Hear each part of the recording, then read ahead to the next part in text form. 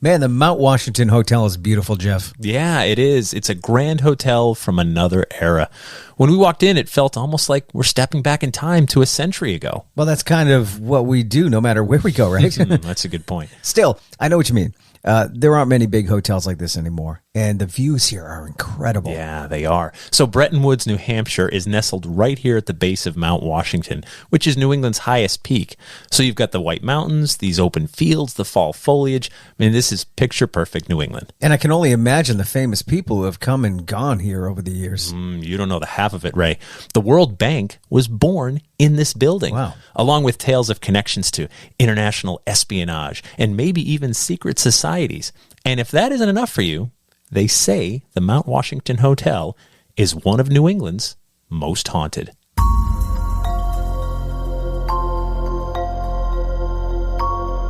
I'm Jeff Belanger, and welcome to episode 266 of the New England Legends podcast. And I'm Ray Auger. Thank you for joining us on our mission to chronicle every legend in New England one story at a time.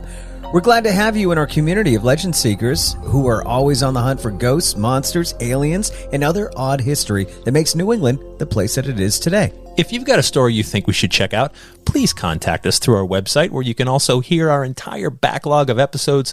There's video clips from the New England Legends television series that you can watch right now on Amazon Prime, and upcoming dates for my story tour and Ray's band, the Pub Kings. Now, before we go searching for the ghosts of the Mount Washington Hotel and for the World Bank, we want to take just a minute to tell you about our sponsor, Nuwadi Herbals. Ray, the Mount Washington Hotel has a big spa attached to it. I saw that. But spas are expensive. Absolutely. Which is why I'm glad we have our friends at Nuwadi Herbals. We've been telling you about so many Nuwadi Herbals teas for a long time now, but they also have an entire line of all-natural bath salts, balms, soaps, body and massage oils. Nuwadi Herbals has everything you need to have a day at the spa in your own home, and at a fraction of the cost. There's healthy skin bath salts, or ease my pain away. They have creams for after your bath, like Laughing Coyote Cream and Cloud Walking Cream. Plus, bath bags for your bath salts and eye pillows with herbs and flaxseed. You can pamper yourself with everything you need for your home spa. And because it's Nuwadi Herbals, you know all the ingredients are all natural and safe. Treat yourself or someone you love today. Let Nuwadi Herbals help support your healthy lifestyle.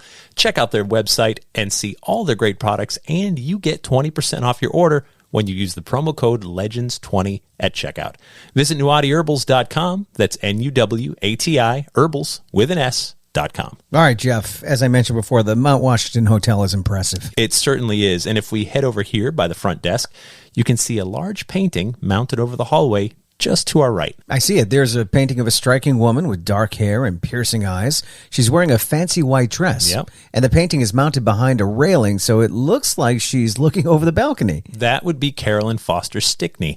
She's better known as the Princess, and she's also the most prominent ghost here. Here's a little more background on the Mount Washington Hotel. In the year 1900, Joseph Stickney dropped $1.7 million of his own money to build this giant hotel. He hired 250 Italian artisans for the construction project. He spared no expense to make sure this hotel offered the lap of luxury. Those Italian artisans were a superstitious group, too. How so? Well, you see that grand staircase behind us, right behind the front desk here? Yes, it's hard to miss. Right. So there are 33 steps to the second floor. Okay. If we head over toward the south side of the building, this staircase only has 31 steps to the second floor.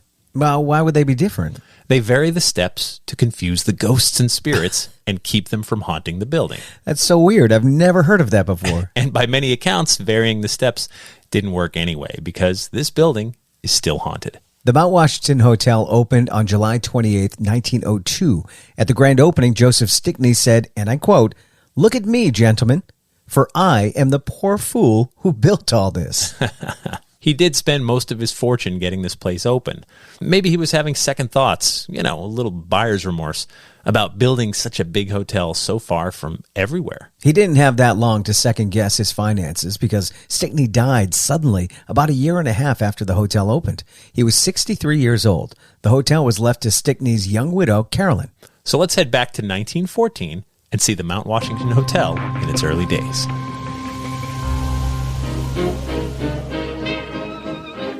It's July of 1914 here at the Mount Washington Hotel. There's a swanky party going on. and all the guests are impeccably dressed with tuxedos and ball gowns.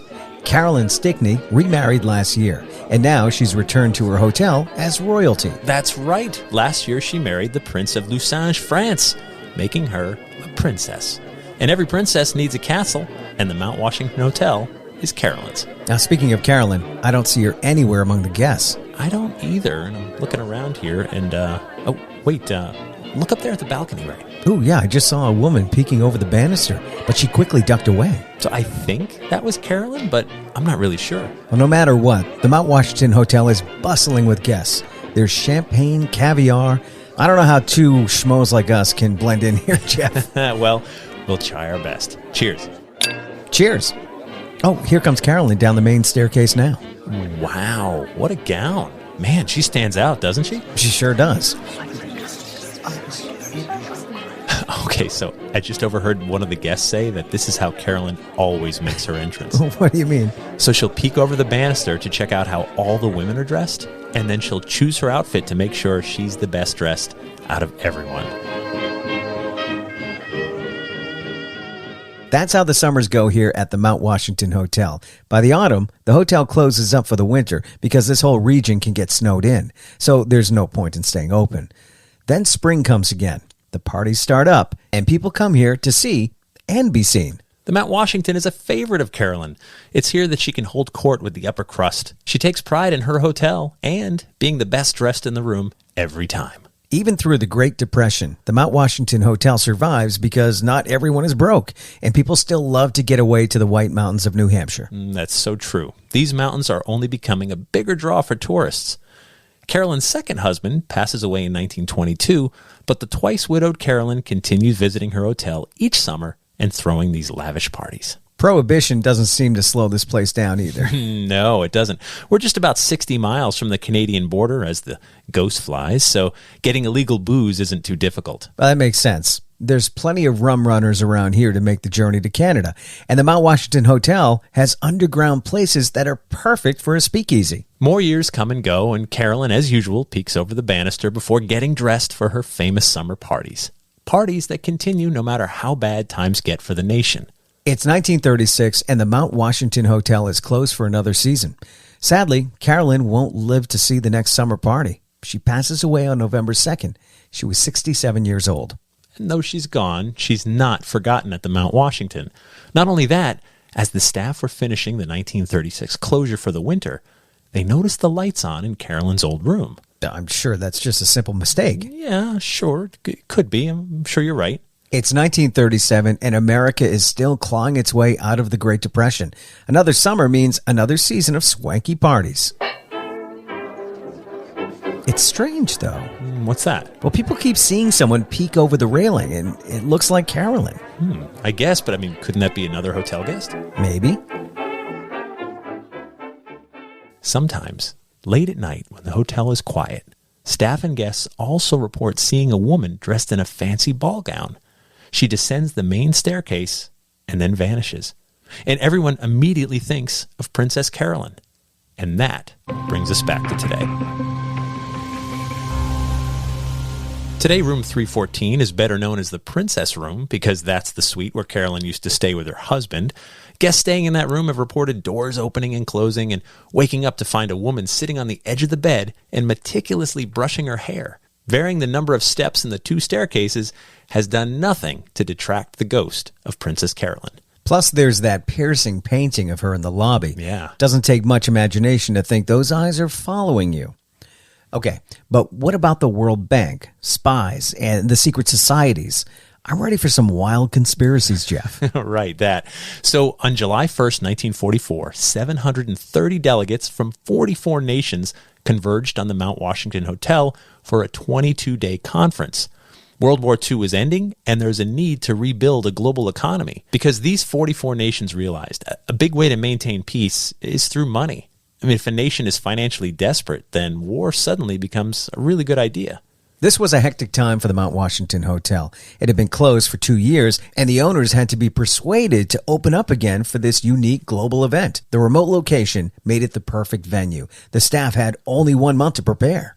Now, the aim of the conference was to establish an International Monetary Fund, or the IMF, and establish the International Bank for Reconstruction and Development, which was later part of the World Bank. The conference aim was to give governments more control over financial markets and hopefully develop the financial tools needed to keep a dictator like Hitler from ever rising to power again. As you can imagine, there's a lot riding on this conference. Billions of dollars are at stake. Plus, whichever country holds more of the purse strings will ultimately wield more power and influence. Everyone at the conference is jockeying to get their country the most they can get. Harry Dexter White was the U.S. negotiator at the conference and worked for the U.S. Treasury. It would later be shown that he was also a spy and handing documents over to the Soviet Union. Still, the conference did launch those giant organizations that are still around today, namely the IMF and the World Bank. And that's led to speculation by conspiracy theorists that not only were there traitors and spies in that group, but maybe higher forces looking to infiltrate and control these global funds. After all, if you control the money, you control the world. And we can't help but wonder if at that conference, maybe some of the attendees were spooked by forces bigger than global finance reforms. Maybe the ghost of Princess Carolyn also made an appearance. So much history and haunts at the Mount Washington Hotel. And that brings us to After the Legend, sponsored by our Patreon patrons. Our Patreon patrons are a group of insiders who financially support what we do. For just $3 per month, they get early access to new episodes, plus bonus episodes and content that no one else gets to hear. Those funds go a long way in keeping us going and growing with our production costs, hosting, marketing, and everything else that it takes to bring you a new legend each and every week. If you can help us out, please head over to patreon.com/New England Legends to sign up. We should point out the Mount Washington Hotel is now open year-round. They don't close in the winter anymore. Skiing. Yeah, skiing. Big business. So, of course, it's a beautiful spot. If you go to our website and click on episode 266, you can see pictures of Princess Carolyn, plus some great shots of the hotel by the great Frank Grace. It's a beautiful site. I've been there a few times. Yeah, me as well. Your band played down in the Cave Bar. My band played down there. It's very neat. It's a very narrow opening. Yeah. And you feel like you're going into a speakeasy, which is what it was back in the day. And we played there, and they put us up, and I think we stayed, I think it was one night. So we played one night, we stayed over, played the next night, and went home, something like that. Right. But they were very accommodating. We did that twice, and then we're never called back. I don't know why. It's a beautiful hotel, though, and it's funny. You when I first saw it, I was like, "Whoa, this feels like The Shining," which makes sense because I've also been to the Stanley Hotel in Estes Park, Colorado, which is where Stephen King was inspired to write The Shining, and he started writing it while staying there. Being a New England guy, he must have also been inspired by the Mount Washington Hotel. So the funny thing is, these two hotels look a lot alike. They do. The red roof, the white building, they're built within a few years of each other. I always assumed it was Mount Washington Hotel. Oh, growing up, it was based on that. Yeah. It makes sense. And unlike the Estes Park, Stanley Hotel, which is in a little town, like the whole town's right there. Mount Washington is not. It's on its own. Oh, sure. Like you drive by and it's it's like a half-mile driveway or something till you're in this building. And you have to round a bend to get there. Yeah. At least one of the directions. So it comes up on you like, oh my God, this is the biggest structure I've seen in the last half hour. And there's nothing else close by. It's beautiful. So I've been there for multiple paranormal events. We've done ghost hunts there with the guys from Ghost Hunters, years ago. And so I may have been at that one. Well, I mean, they've been to many, but I did meet one of the guys in the elevator. I called him by the wrong name. Yeah, they love that. Yeah, they do. They really do. He wouldn't talk to me after that. That's funny. It's a great old hotel, and you can just imagine what it was like literally a century ago. 1920s, being at some swanky party, and I love how the painting. So again, take a look at our website and see the painting because the painting's on the wall, and then they've built like a faux banister right in front of it. So That's it looks neat, right. So it's not like a real banister. It's just mounted to the wall. So it looks like she's looking over the banister. Continuing the legend. Right. Yeah. And you can't miss it. You check in when you're looking at the front desk, just turn your head to the right and look up, and there's the painting and the grand staircase and everything. And it's just a crazy spot. I was chased by a bear there, Ray. A real bear or a ghost bear? No, this would be a real one. Wow. We were eating at a restaurant right next door called Stickney's, which is actually, it's off property, but it's the next driveway down. Stickney's after, oh, sure. the builder. Yeah. Makes sense. So, that someone said, oh, there's a bear out by the dumpster. And so the building is a rectangle, as many buildings are. and we're at a conference where a lot of people know I'm one of the speakers, and half the conference was eating dinner there on our dinner break, and I was walking behind the building.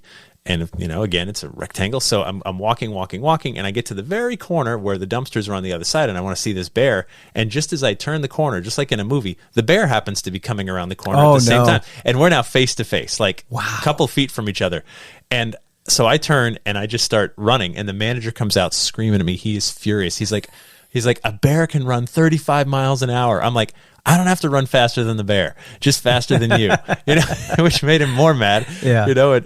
Anyway, the bear had a buffet there at the dumpster. Fine. He's like, I'm not gonna, trouble myself with you. I've got this buffet behind me. But so all the guests just see me like running, like, And did you go out there to show off? No, I really wanted to see the bear, and then couldn't I realized, look out a window. Well, no, because there was no window on that side. Okay. No one wants to see the dumpster while they're eating dinner. So I had to go around the corner. But no, it was, staying at that place a bunch of times. We got to go in the music hall, which is like the big auditorium ballroom, which was really cool, and the cave bar. And we got to be there after hours, down there in the dark. Yeah. Did you do a hunt of any kind? Yeah, we did a ghost hunt. Yeah. And we even got way up in the cupolas, those red round caps on the top. Yep. And it was funny because they had a hotel staff employee with us in the different spots, especially up there, because that's not where guests are supposed to go. I mean, do ghosts go up there? Was that the your conclusion? Like they can't walk up 33 stairs. It's creepy, right? So, but there was one funny moment where there's like flags on top of those cupola things, and so we're up in there, and people have a lot of EMF meters out, especially like K2 meters, and the people leading the ghost hunt are like, turn your cell phones off because that can set these things off, even getting a text message. And so people are like, whoa, the K2 meters are lighting up and doing all kinds of flashing. And I was up there as one of the conference people leading the ghost hunt. And the hotel guy that was assigned to us, he pulls me aside very quietly, to his credit, and he goes, hey, these flags on top of the building? I said, yeah. He goes, they're also cell towers. Okay. He said, a lot of activity up there. He's then. like, so your phone may be off, but if someone 2 miles away is getting a text message, it's coming through here. Yeah, that's funny. And I was like, oh, we're literally standing feet from a cell antenna, and everyone's getting excited. There's ghosts up here. I laughed, and I'm like, thank you for telling us. And I told people, I'm like, so you're aware. That's so disappointing, though. Like we're now looking for apparitions because cell towers don't cause that. I had a few moments in my lifetime where you think something's happening, and then it gets debunked, and you're like, oh, did you have to? That stunk. I told you the story about the screaming through the walkie-talkies at one place in Uxbridge. Oh, right. And it was awesome. Like, holy, this is something. Yeah. And we go running downstairs, and somebody's battery was low, so it was just making this squelching noise. Right. But I was imagining like everybody on the floor dead in the second team and the screaming over the thing. Here's the thing. I'm all for a great prank. And sometimes at these events, people have been known to do EVP, or they'll take an audio recorder and they're looking for spirit voices.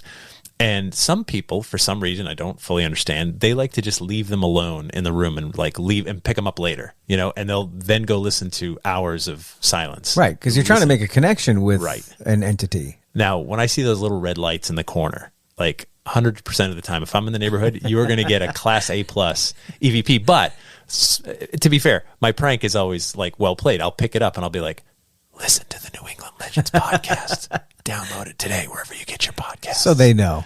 So, well, hopefully. Yeah. Like, that's what our Patreon patron money goes towards, is ghosts promoting our show. We got to pay them. Yeah, so. It's not free. And so, so anyway, so people, I'll be like, you're going to get an EVP. It's going to knock your socks off. But I had before we go, I had a chance encounter with something. Mm-hmm. We were sleeping, we were getting ready for bed, and the band had 2 rooms. So this is the Mount Washington. Mount Washington, yeah. The band, 2 guys to a room, and 2 rooms. So I'm in one room, guys in the other room, and lights are out. Lights go back on. They have those push button lights. Yeah, the switch. Yeah. Right. So we push the switch and shut it off, get into bed. Light goes on. I'm like, Tom, we're going to bed. It's late. We've been drinking all night. I wake him up. He's already asleep. Yeah. He's like, what are you talking about? So the light went on for no reason. Huh. But it was probably somebody behind the front desk, though, like playing. I'm sure they might have a few tricks up their sleeve. No, because like it's a hotel, and if like the front desk messing with guests with their lights is not a good But move. They make a lot of money off of people going there because of the legends, right? Yeah, I don't think they would do that. Yeah. I couldn't explain it. Yeah, Just the light went on. And that's one of the things that happens. Yeah. Old hotel. I mean, What are the chances? But well taken Mixed care wires, of. right. Like, this is not some rundown place. This place it's is very lovely. gorgeous. Yep. I mean, you walk in and you're like, whoa. I mean, and that's what I love about it too, is that, we joked in the beginning how we always travel back in time. But like when you walk into this building, Oh, yeah. you're there. You're in 1920. Even when you're walking around the porch, the wraparound porch, you sitting there, you're looking at the view. You're in a different time period. Yep. Yeah, you absolutely are, and I think that's part of sort of what puts us into that mindset of the haunt. You're like, I'm here 100 years ago. I can imagine Daddy Warbucks over there, Right. like sipping his sidecar, and And I'm sitting there with a ripped T-shirt on and jeans. right, right, and then People don't dress like they used to. they don't. We should gussy it up a little bit. We're bringing tuxes back. That's it.